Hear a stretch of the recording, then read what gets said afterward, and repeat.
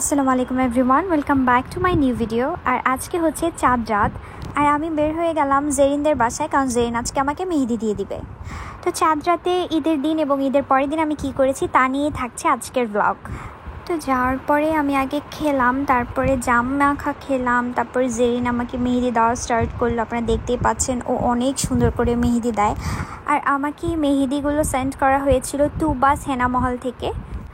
তো এই মেহেদি দিয়ে আমার রাত শেষ হয়ে যায় কাজ করতে করতে। তারপরে সকাল 5টা, 5:30 বেজে গেল। 5:30 বাজে আমার ক্ষুধা লেগে গিয়েছিল, আর ঈদের দিন তো অনেক বেশি কাজ থাকে। তো আমি হচ্ছে একটা রেডি পরোটা নিয়ে নিলাম। এটা একটা কিমা পরোটা ছিল। তো কিমা পরোটাটার পাশাপাশি হচ্ছে আমি দুধ দিয়ে দিলাম চুলায়, যেটা দিয়ে হচ্ছে আমি লাচ্ছি সেমাই বানাবো।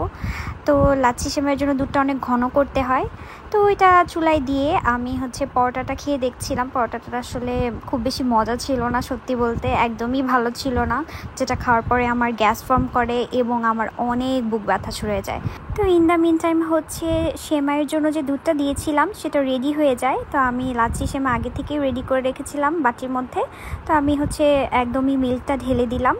আর এটা ঢেলে দেওয়ার পরে খুব বেশি না, 10 মিনিটসের মতো রাখলেই হচ্ছে সেমাইটা রেডি হয়ে যায়। মানে 10 মিনিট পরেই হচ্ছে একদম সেমাইটা খাওয়া যায়। তো আমি এই ছোট একটা কাজই করেছিলাম, আর বাকি রান্না হচ্ছে আমার ভাইয়া আম্মু এরাই করেছিল। বাট আমি খাবারের ক্লিপগুলো কেন জানি নেই নাই। বললাম না, ঈদ মানেই হচ্ছে আমি অনেক বেশি কাজ করি, মানে যেটা আমাকে দেখলে আসলে বোঝা যায় না। তো এখন হচ্ছে সন্ধ্যা, আমি কিছু বিফ নিয়ে নিয়েছি, আপনারা দেখলেনই, একদম রেড মিট নিয়েছি। আর এরকম চিকন চিকন করে মানে পাতলা করে কেটে নিয়েছি। এটা আমার অনেক ফেভারিট একটা রেসিপি আর অনেক ঝটপট একটা রেসিপি, যেটা আপনাদেরকে আমি বলছি কিচ্ছু দেওয়া লাগে না। জাস্ট বিফটাকে ওইভাবে কেটে তার মধ্যে হচ্ছে ব্ল্যাক পেপার মানে কালো গোলমরিচ আর হচ্ছে সয়া সস আর লবণ দিয়ে কিছুক্ষণ মানে 5 মিনিটের মতো জাস্ট ওইটাকে ম্যারিনেট করতে হবে। আর সাথে হচ্ছে কয়েক কোয়া রসুন নিয়ে নিতে হবে।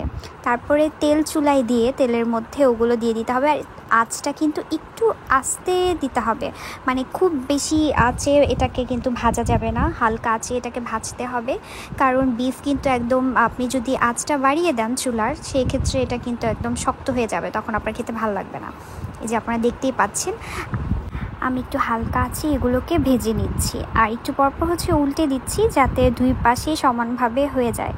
আপনাদেরকে আমি বেড দিয়ে বলতে পারি, যারা বিফ স্টেক পছন্দ করেন, যারা বিফ পছন্দ করেন তাদের এই রেসিপিটা এত ভাল লাগবে যেটা বলার বাইরে। আর খুবই অল্প সময়ের মধ্যে আপনারা কিন্তু এত মজার একটা রেসিপি রেডি করে ফেলতে পারবেন। কোরবানির ঈদে তো কম বেশি আমাদের সবার বাসাতেই গরুর মাংস থাকে। আপনারা কিন্তু এই রেসিপিটা একবার হলে ট্রাই করে দেখবেন, কারণ কোরবানির সময় কিন্তু আমরা এরকম টাটকা মাংসটা পাই, যেটা খেতে আসলে অন্যান্য সময়ের তুলনায় অনেক বেশি মজা লাগে। আমার স্টেকগুলো অলমোস্ট হয়ে এসছে, আমি এটা এখনই নামিয়ে ফেলবো। আর সাথে যে রোস্টেড গার্লিকগুলো আছে এটা কিন্তু অনেক বেশি টেস্টি।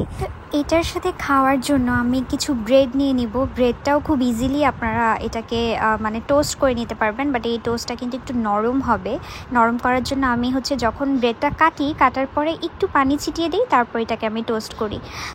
আমি এটা ব্রেডের সাথেও খাই বা মাঝে মাঝে এটা শুধু বিফটা করে খাই। তো এই ছিল আমার আজকের ব্লগ। আই হোপ এই ভিডিওটা আপনাদের ভালো লাগবে। ভালো লাগলে অবশ্যই কমেন্ট সেকশানে জানাতে ভুলবেন না, আর এই আইটেমটা অবশ্যই আপনার বাসায় ট্রাই করবেন। তো এই ছিল আমার আজকের ভিডিও। সবাই ভালো থাকবেন। আল্লাহ হাফেজ।